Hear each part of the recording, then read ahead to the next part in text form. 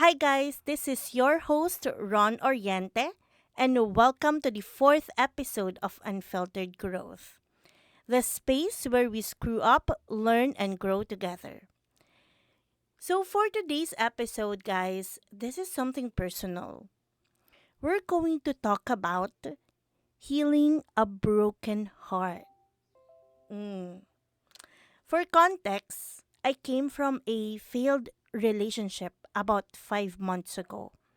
Honestly, that breakup was so traumatic.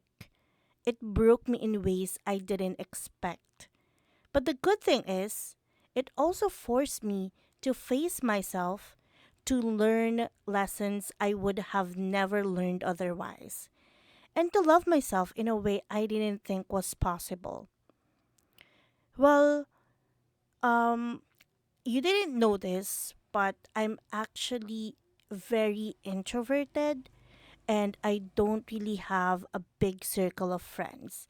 I think um my friends are just like less than 10 people, the close ones that I have, or close to 10 people, something like that.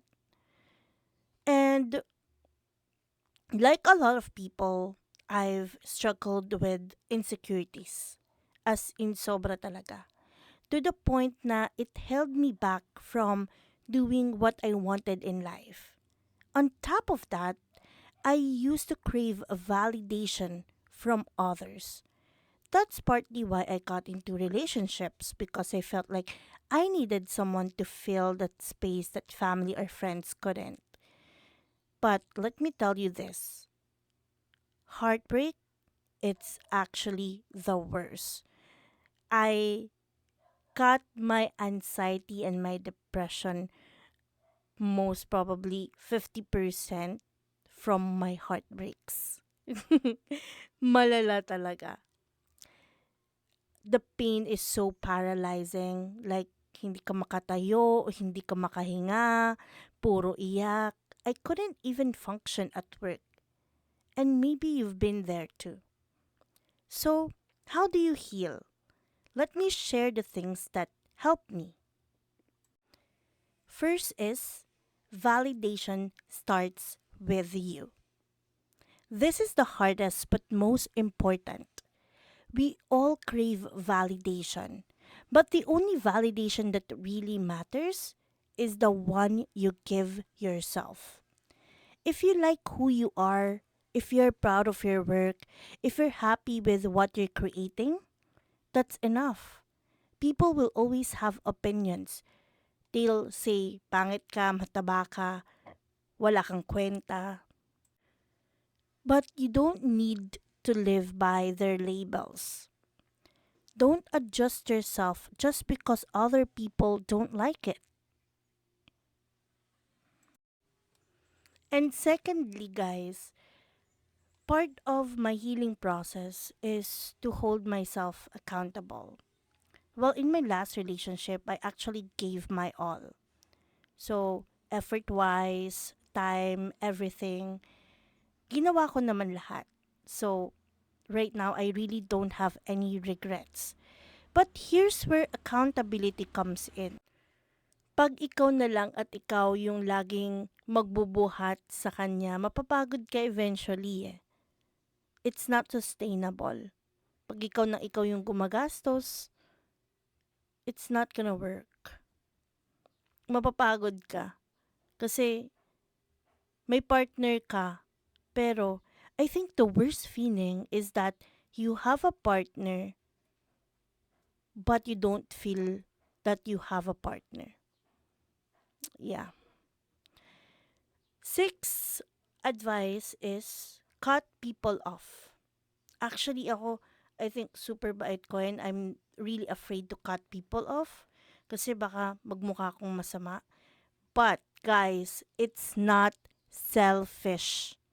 It's survival.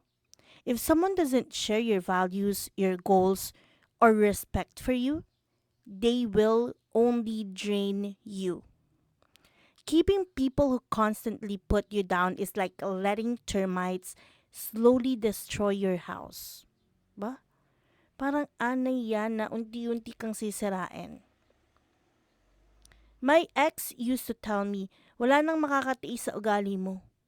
But right now, you know what? Realizing it now, that was a manipulation, making me stay even when I was treated badly. And to tell you guys, if I didn't leave him, I wouldn't even be here recording this podcast right now. And seventh advice, be your own standard. Whatever you can provide for yourself, that's the baseline. Don't accept less than what you're already giving yourself. Well, I had this conversation with my sister. She actually sent me like a quote that said, "You can bring a man to your level, a man will bring you to his." And that hit me. Because in my past, I was leading the relationship, I was providing, I was lifting. But following him meant going lower because he wasn't growing. And I realized that's why I couldn't fully submit to him because I know he's not capable. I know that he's incompetent and I don't have any security. 'Di ba?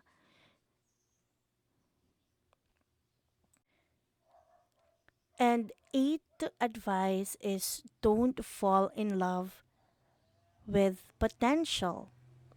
Potential is not reality. That's my mistake. I fall in love for who he could be, not who he was. I believed in his potential, but he never used it. So I ended up carrying the weight of the relationship. Remember this: you can't force someone to change if they don't want to. Yeah. Ninth advice is don't be bitter and stay open. I think this is also the power of mindset. What you believe in becomes you. So if you're always so negative, then everything that's around you will also be negative, right? So I think this is important. I know you're broken. I am too. And most of us become bitter after heartbreak. Pero ako, I chose not to be bitter. Because I believe there's a right person for me. Someone who's going to treat me right. Whether or not dumating man yung tao na yun or hindi, I will still believe. So I have a different um, perspective. People say, don't look for love. Love will find you. And I agree, but with a twist. I'll say, don't look for love, but don't stop either. Just be on the lookout. Here's why. If you try to find love, it comes from need, and need creates desperation. Desperation blinds you. You ignore red flags. You settle for bare minimum. You convince yourself na okay na to kahit hindi aligned, or okay na to kahit ganto ganyan.